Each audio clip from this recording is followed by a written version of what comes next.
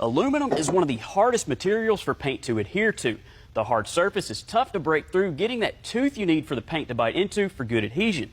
Now, sanding with a red scuff pad, it looks like it's breaking the surface, but it's not. It's basically just enough to get the shine off the pipe. Now, this is where guys usually run into trouble and why their paint starts peeling off aluminum down the road. The red scuff pad just isn't aggressive enough. Now, I could chemically wash these parts, use an aluminum-specific primer, or even sandblast them to get good adhesion, but that's kind of a lot to deal with when you just have a few small tubes you want to paint. But there's a few easy steps you can take to get the paint to stick. One thing with aluminum is it needs to be clean. And like you just saw, LT had his greasy hands all over these things. So the first step is to wash with an aggressive cleaner like acetone. Next, I'll sand the tubes with 180 grit sandpaper. I know that seems aggressive, but for aluminum, it's not. It's just enough to break the surface to get us good adhesion. Next is one of the most important steps, and that's self-etching primer. It's a mix of phosphoric acid and zinc.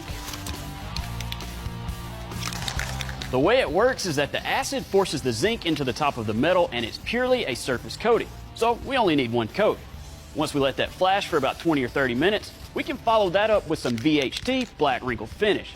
This will give LT that sleeper look he's going for under the hood. And while it's drying, I can reinstall the oil pan, then sandwich the oil cooler adapter, which will feed oil to the turbocharger. Next, forced induction calls for a massive exhaust.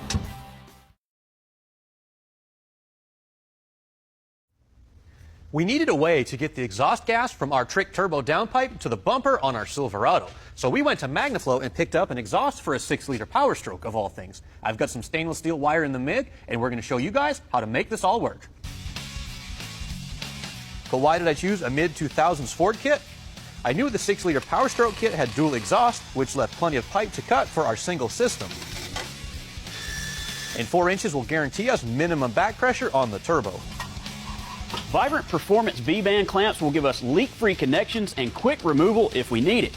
This MagnaFlow muffler is a straight-through design and will give our truck a mellow tone without sacrificing flow.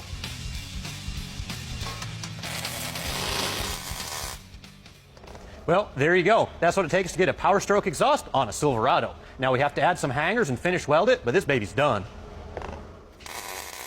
So far, we've got induction taken care of, and our 4-inch exhaust will provide a path for that combustion to escape. So now it's time to address fuel and spark. These are